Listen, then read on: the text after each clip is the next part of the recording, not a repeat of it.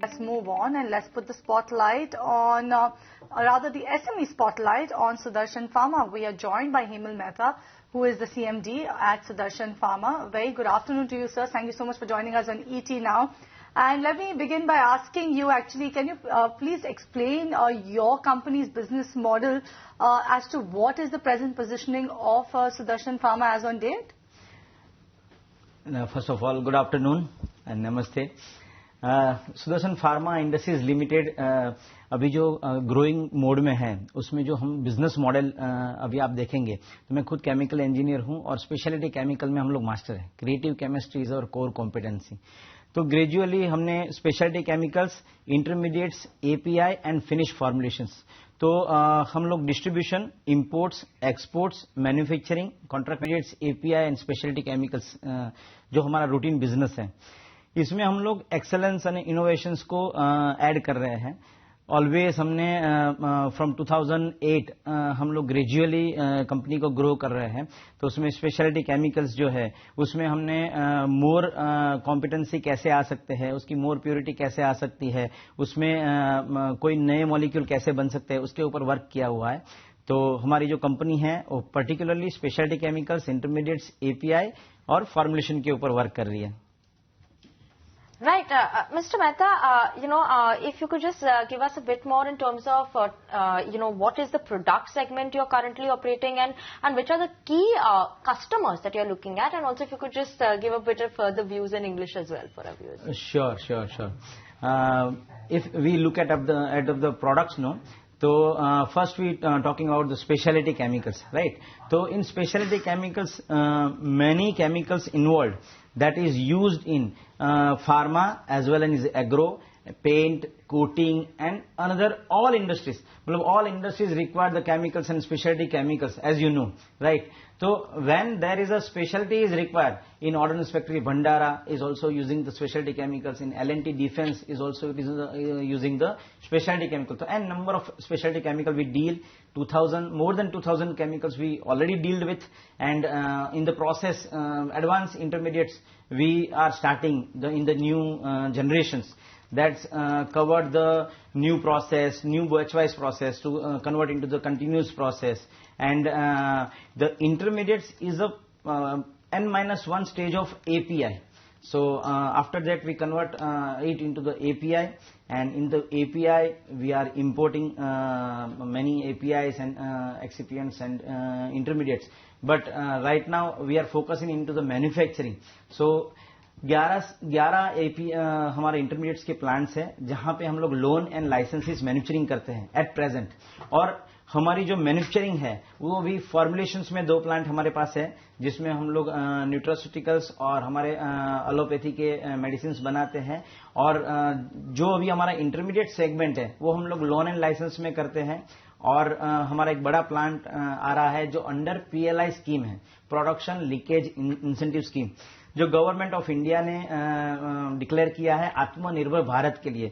मैं थैंक्स बोलना चाहता हूं नरेंद्र मोदी जी, अपने प्रधानमंत्री जी को, और श्री मनसुख भाई मांडविया जी हमारे हेल्थ मिनिस्टर जी को, जो ऐसी स्कीम लाके हमको प्रमोट किया है और हमें पूरा इतना गाइडलाइंस मिला है गवर्नमेंट से. जो की स्टार्टिंग मटेरियल है 87 स्पेशलिटी केमिकल से, इंटरमीडिएट से और एपीआई है, जिसमें हमारी प्राउडेड कंपनी है जो 2 एपीआई का हमको प्रोडक्शन के लिए अप्रूवल मिला है, विटामिन B1 और B6, जिसका हमने R&D कर लिया है. रिसर्च होके अभी हम लोग मॉलिक्यूल मार्केट में रखेंगे और उसके लिए हमने महाड़ में जगह भी ले रही है. Right. Let's talk about the company's growth. In FY23 also, your revenue saw a good uptake, your EBITDA margin also saw a good uptake, your EBITDA also saw a good uptake. So if you tell us what were the key specific reasons for such a rise in your profitability or rather your revenue? Yes. हमारी company growing mode में जा रही है और वो growing mode में यही एक मोड जो ऐसा होता है जहां पे हमको नए प्रोडक्ट्स ऐड करने हैं, नए कस्टमर ऐड करने हैं, नए फ्यूचरिस्टिक टारगेट्स ऐड करने हैं. तो लास्ट ईयर में हमने जो हमारे टारगेट्स थे वो सब अचीव किए. जहां पे जॉब वर्क मैन्युफैक्चरिंग चल रहा था वहां पे हमने जैसे ऑनको के एक एग्जांपल मैं आपको देना चाहता हूं, टाइम शॉर्ट है मगर तो भी, कि ऑनको के जैसे जेमसिटाबिन है तो उसके इंटरमीडिएट्स हमने रत्ना लाइफ साइंस में डेवलप किए. वहां पे job loan and license manufacturing start किया और आज वो फिनिश फॉर्मुलेशन तक हम लोग पहुंच गए हैं और उनका जो रेगुलर इंपोर्ट है 300 हमने केजी माल भी प्रोड्यूस कर लिया है और अभी आज की तारीख में रत्ना लाइफ साइंस को सुदर्शन फार्मा ने 100% टेक ओवर कर लिया है। उसी प्रकार 11 जगह पे लोन एंड लाइसेंसेस हो रहे हैं, तो अलग अलग प्रोडक्ट्स को ऐड किया। इसके लिए हमारे EBITDA भी मार्जिन बढ़ा हुआ है, 29% से बढ़ा हुआ है और आगे जाके और भी 30% ग्रोथ से हम लोग आगे EBITDA बढ़ाएंगे। ओके, तो आपने एक EBITDA की बात कर ली, तो ओवरऑल जस्ट शॉर्ट में अगर आप बता सकते हैं रेवेन्यू ग्रोथ आपका क्या टारगेट है FY24 FY25 के लिए? एकदम फ्रेंडली बताओ तो इतना रेवेन्यू में मैं प्रिसाइजली फिगर्स नहीं बता सकता हूं, मगर ये बोल सकता हूं कि हम लोग 2 फोल्ड हो जाएंगे विद इन 2 years। 2 साल में हम लोग 2 फोल्ड हो जाएंगे यहाँ से revenue as well as in bottom line.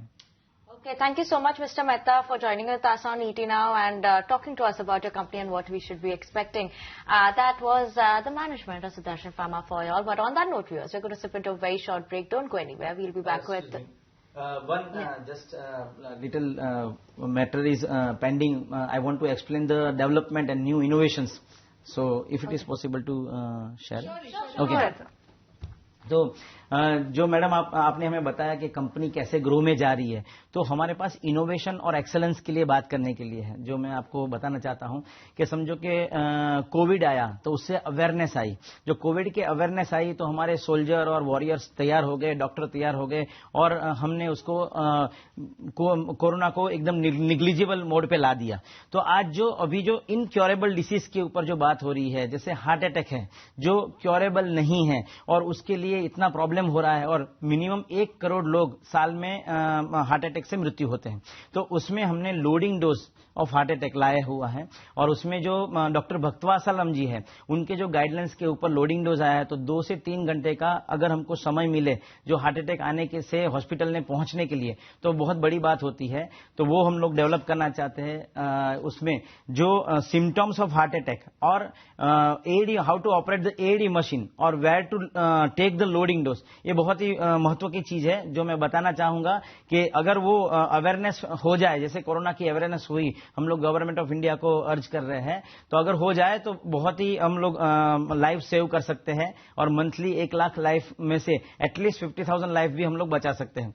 Second point है, हम लोग जो ये vitamin B1, B6, PLI production linkage incentive scheme से ला रहे हैं, उसका प्रोजेक्ट हमने 21,000 स्क्वायर मीटर में महाड़ में एस्टैब्लिश कर रहे हैं।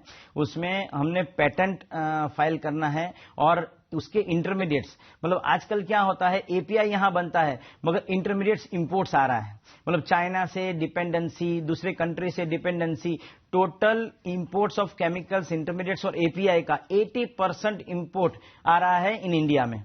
और we are the 12th largest exporter of pharma.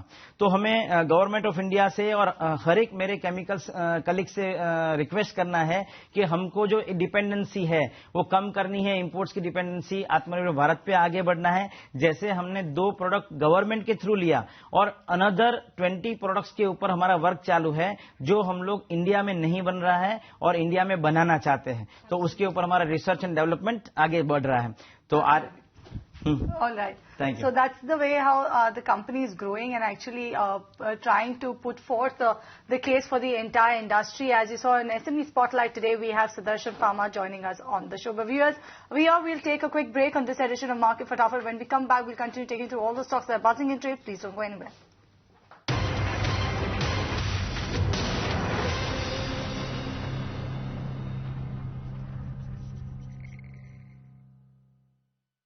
With LIC's Jeevan Labh,